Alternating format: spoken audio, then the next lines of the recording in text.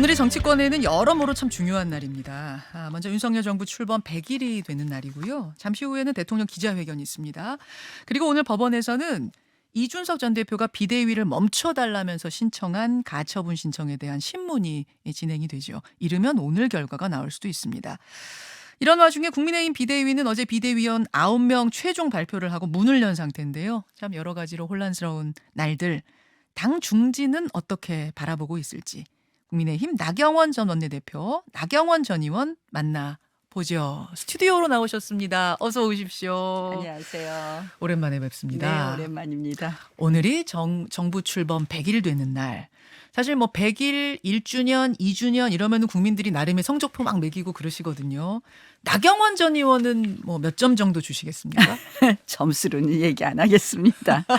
사실 뭐 국민들의 여론조사 지지율이 많은 것을 말씀해 주시고 있고요. 그래서 먼저 송구하다는 말씀도 드리고 또 걱정이 되는데 조금만 그래도 한번 봐달라는 말씀도 드리고 싶네요. 네. 사실 새롭게 정권이 시작이 되면 해야 될 일들이 많고요.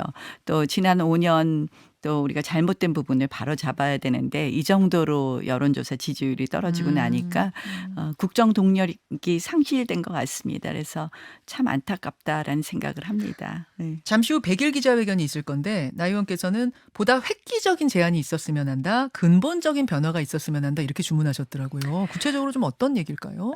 이제 보통 100일 기자회견 하면 보통 우리가 좀 더 쇼킹한 또 뭐 그런 어떻게 보면 보여주는 뭐 이런 게 있기를 바라는 마음이겠죠. 근데 제가 이제 근본적인 변화라고 말씀을 드렸는데요.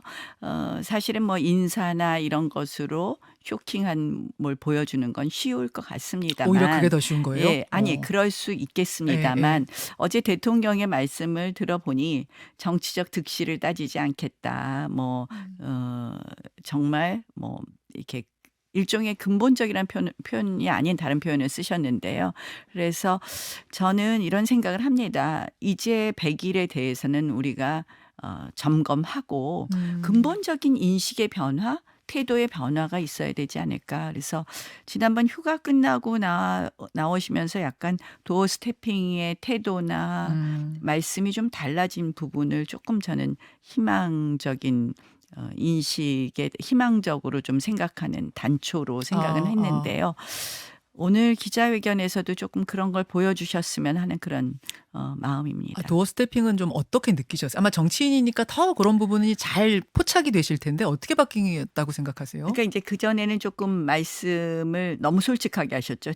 대통령 스타일인데요. 근데 이제 조금 더 정제된 표현으로 좀 바꾸신 것 같고요. 일단 국민들께는 사실은 뭐니 해도 또 어떻게 보여지느냐가 중요한데 도어 스태핑의 횟수라든지 도어 스태핑을 이렇게 비춰주는 각도라든지 이런 부분이 좀 불편해 보였어요. 각도도 눈에 들어오셨군요. 예, 저는 이렇게 그냥 이렇게 제가 뭐 전문가는 아니지만 그런 전문가들은 따로 있으시지만 그런데 조금씩 그런 걸 보정한 것 같더라고요. 그러니까 대통령의 말씀이 국민들께 신뢰를 가게 하는 게 가장 중요한 거거든요. 그래서 카메라 각도를 어떻게 잡느냐에 따라서도 굉장히 다르지 않습니까? 그래서 그런 부분을 조금씩 보정하는 거 아닌가 이런 생각을 해봤습니다. 알겠습니다. 정부 출범 100일에 맞춰서 여당 비대위도 문을 열었는데 뭐 당 내부 상황 좀 보죠.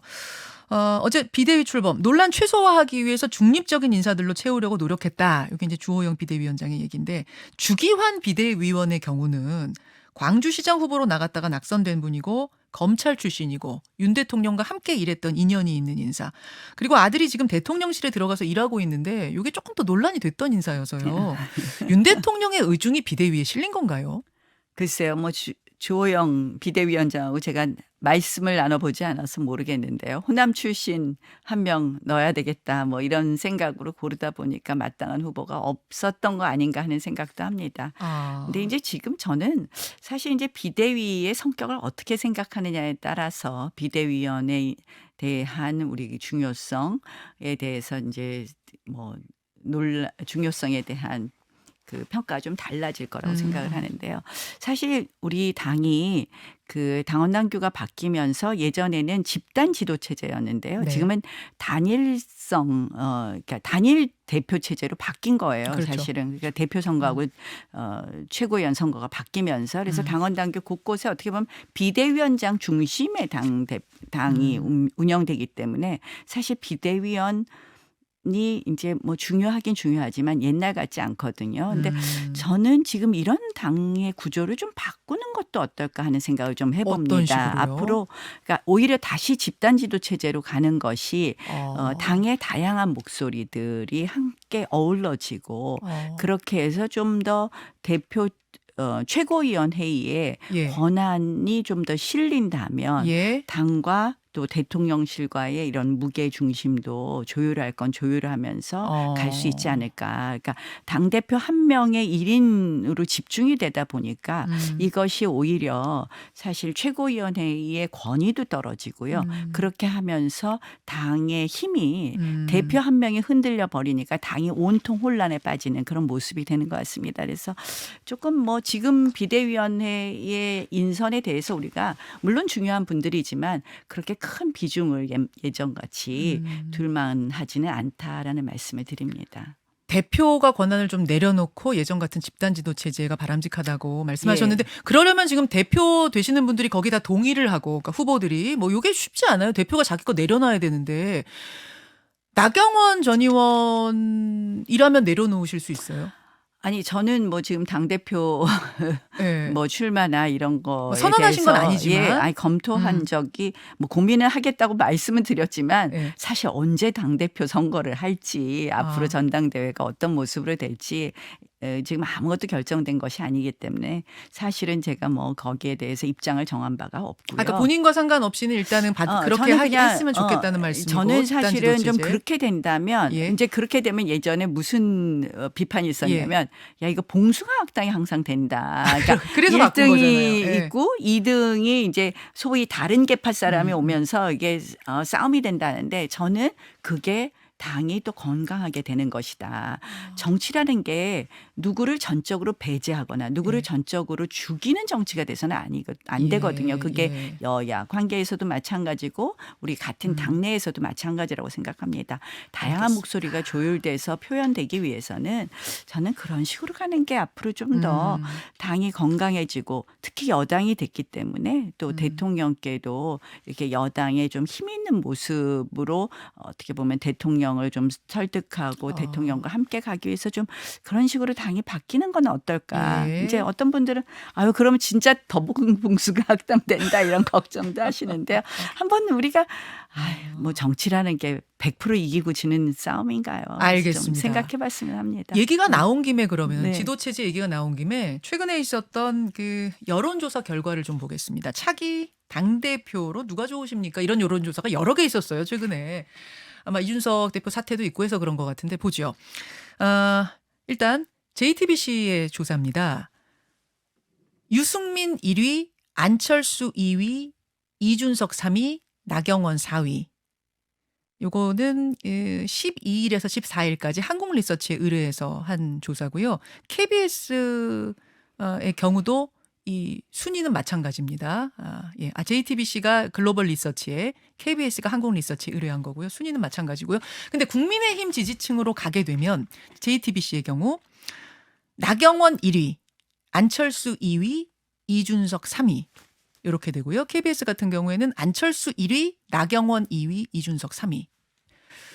꽤 높게 나왔네요. 그러다 보니까 그러니까 당심이 나경원 전 의원을 요청하면 나오라고. 그때는 그러면은 뭐 등판, 희생 각오는 돼 있으세요? 뭐 지금 그거 논의할 때는 아니라고 생각을 합니다. 그래서 저는 아니 이거 하게 되면은 지금 9월이 될 수도 있고 10월이 될 수도 있어서 9월 10월에는 얼마 안 남았어요. 잘 못할 것 같은데요. 지금 그래요? 논의를 좀 더 지켜봐야 되는데요. 사실은 저는 당 대표라는 자리는요. 책임도 있지만 또 권한도 있어야 된다고 생각을 하고요. 그 권한과 책임을 다 가질 수 있는 온전한 당대표라는 것은 참 지금 이 시기에 굉장히 어려울 수 있습니다. 그래서 근본적인 어떻게 보면 이런 당의 여러 가지 변화와 함께 음. 그 당대표의 무게와 이런 것이 달라지고요. 저는 그래요. 사실은 자리라는 게 뭐 하고 싶다고 하는 것도 아니고 하기 싫다고 또 안 하는 것도 아니더라고요. 그래서 좀 더 상황을 보겠지만 사실은 참 중요하죠. 당대표. 중요하죠. 예. 그런데 그 무거운 책임을 그렇게 지금 당장 맡을 준비는 안 되어 있다라는 준비 안 말씀을 돼 있으세요? 저 조금 제가 지금 뭐 좀 더 생각해 보겠습니다. 예.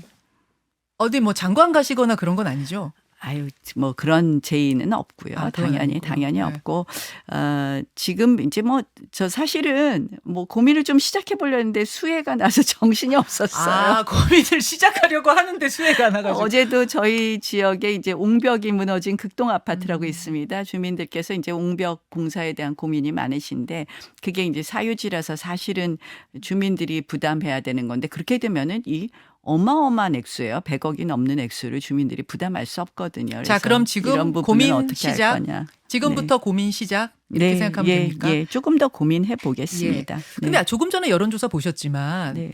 이준석 이제 어제부터 전 대표네요. 이준석 전 대표의 등수도 굉장히 높게 나와요. 저희가 요 KBS JTBC 최근 거에서는 2위로 나왔는데 민심만 그러니까 전 국민 대상으로 했을 때 다른 조사에선 또 1위로 나온 것들도 있고 그렇다 보니 전당대회를 1월 정도 1, 2월로 연기를 해서 이준석 전 대표도 나올 수 있는 기회 자체는 좀 보장해야 뭐 지지하시는 분들의 반대라든지 항의라든지 뒷말 같은 게 없지 않겠느냐. 기회조차 막지는 말자 또 이런 이야기도 나옵니다. 어떻게 보세요?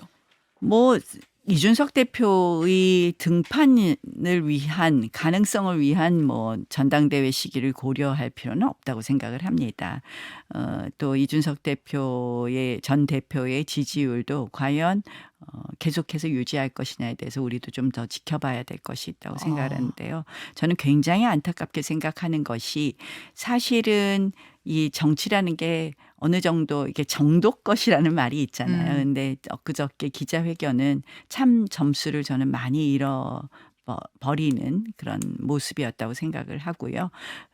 지금 이준석 전 대표는 물러서고 기다릴 때다라는 말씀을 거듭 드립니다. 예. 설사 전당대회가 1월, 2월 즉 출마할 수 있는 시기에 열리더라도 지금은 그렇죠. 아니다. 네. 아. 이 정치인이요. 사실은 나갈 때와 물러설 때가 있는데요. 이준석 전 대표는 어쨌든 본인의 성비 사건 거기와 관련돼서 7억의 투자각서를 최측근이 작성해 준 것. 그것부터 시작된 일련의 과정이거든요. 물론 본인은 지금 그것은 아니라고 이야기를 하고 있습니다만 이제 징계는 그렇게 낮다 말씀하시는 거죠? 징계뿐만 아니라 실질적으로 최측근이 7억 투자각서를 써줬다는 것만으로도 우리가 많은 것을 그러니까 유추 해석할 수 있다고 봅니다. 그래서 그렇다면 본인이 이럴 때는 한 발 물러서고 일단은 본인이 자성하는 모습을 보인다면 더 큰 기회가 오지만 이럴 때일수록 아둥바둥하고 지금 이준석 전 대표가 하는 모습은 당에도 자해행위가 되는 것이고 본인에도 저는 자해행위라고 봅니다. 본인에게도 자해행위다. 네, 그래서 가처분 신청한 거 뭐 이런 것도 다 아니 그것뿐만 아니라 이제 뭐 일종의 지난번에 기자회견하는 예, 모습이라든지 그래서 이럴 때 조금만 내려놓고 조금만 기다리면 그래도 젊은 정치인이시고 또 당대표까지도 지내셨기 때문에 분명히 미래가 있을 텐데 하고 안타깝게 생각하고 있습니다. 그 가처분은 어떻게 결론 날 걸로 법조인이시니까. 글쎄, 뭐 저는 제 생각에는 쉽지 않지 않냐. 인용 가능성은 높지 않다라고 생각을 합니다. 일단 정치 영역에 있어서 사법이 자제하는 것도 있고요. 예. 또 두 번째로는 그 과정에 있어서 일종의 뭐 문제가 되는 당원당규 조항은 개정도 했습니다. 그래서 실질적으로 인용 가능성이 높지 않다. 높지 않다. 예, 비상 근데 또 상황이냐에 되겠다고 대한 보시는 판단. 분들은 또 법조인들 중에 계시긴 뭐? 하던데. 법률 해석이라는 것이 아, 또 여러 가지 해석이 늘 가능하지만 비상 상황이라는 판단 자체는 정치행위거든요. 그래서 사법이 들어오기는 좀 어려운 부분이다. 이렇게 생각합니다. 높지 않다고 보시는군요. 네. 그리고 가처분 신청을 낸 자체에 대해서도 좀 비판을 강하게 하셨더라고요. 이제 좀 자제할 때다라는 의미고요. 맥락에서. 예, 이제 계속해서 어떻게 보면 이 당내 갈등을 극대화하는 쪽은 스스로 참는 것이 좋지 않느냐. 했더니 어제 뭐 이준석 대표가 제가 공천 탈락하고 뭐 울었다 막 이렇게 쓰셨는데 아니 이 질문이 어딘가에서 나오니까 이준석 대표가 아니 이제 왜 자꾸 가처분 신청하냐고 그러는데 윤석열 총장도 자신이 조직으로부터 부당한 일 당했다고 생각했을 때 가처분 걸시지 않았느냐. 그리고 대통령 되셨고 나경원 의원도 이준석 비대위원 시절에 공천 못 받아서 우셨다. 홍 시장도 저는- 공천 안 주니 탈당하시지 않았냐. 이제 이런 얘기했어요. 저는 그때 공천을 안 주겠다고 친박 그 당시에 비대위에서 저한테 3번 전화해서 공천 안 주겠다 그러더라고요. 그래서 제가 공천 탈락되는 그런 정말 그 구질구질하잖아요. 그래서 제가 네. 불출마 선언을 했었고요. 불출마 선언을 할 때 참 그 당시 언제였냐면 2011년에 안 나가겠다는 저를 서울시장을 나가라고 해서 당이 끌려 정말 내보내더니 그다음에 2012년에 친박 비대위가 구성되더니 네. 공천 탈을 안 주겠다 그러더라고요. 네, 그래서 정말 만감이 교차되고 그런데 진짜 선당 울진 후사의 않으셨어요? 정신으로 울진 아니 제가 눈물을 약간 보인 거는 있죠. 그런데 탈락됐다고 운 게 아니라 저는 스스로 불출마 선언을 했지 공천 탈락된 부분은 없었다라는 것을 밝힙니다. 근데 그러니까 저는요 그때 구질구질하고요. 거기서 제가 뭘 당이 어떤 애 하고 싸우는 것보다는 그러면 저도 뭐 할 말이 얼마나 많았겠습니까 그 당시에. 불출마해버리셨어요. 불출마하고 조용히 가서 2년 네. 쉬었더니 네. 그다음에 기회가 와요. 정말 어려운 동작도 출마하라 그러더라고요. 좋은 기회는 안 왔지만 그래서 다시 제가 또 동작 그래서 저를 네. 다시 정치적으로 알겠습니다. 부활시켜 주셨기 때문에 열심히 하려고 합니다. 주호영 비대위원장하고 이준석 대표가 그젯밤에 만났대요. 네. 좀 해결의 시그널이 있는 겁니까? 예를 들어 윤 대통령이 만나서 예전처럼 뭐 포옹을 한다든지 이런 극적인 해결 가능성? 없다고 보이죠? 일단 양측이 모두 말을 아끼고 있지 않습니까? 만난 자체에 대해서도. 예. 사실은 이렇게까지 파국으로 치닫기 전에 조금은 뭐 이렇게 핵심 세력들이 조금 이준석 대표의 전 대표에 대해서 조금 길을 뚫어줬으면 하는 그런 아쉬움도 있긴 한데요. 이준석 전 대표도 또 나가긴 너무 나갔어요. 그래서 어렵다고 네, 보세요. 예, 알겠습니다. 지금은 어렵다고 봅니다. 자, 오늘 여기까지 일단 말씀을 듣고요. 또 다음 기회에 말씀 나누도록 하죠. 나경원 국민의힘 전 원내대표 고맙습니다. 고맙습니다. 김현정의 뉴스쇼는 시청자 여러분의 참여를 기다립니다. 구독과 좋아요, 댓글 잊지 않으셨죠? 알림 설정을 해두시면 평일 아침 7시 20분 실시간 라이브도 참여하실 수 있습니다.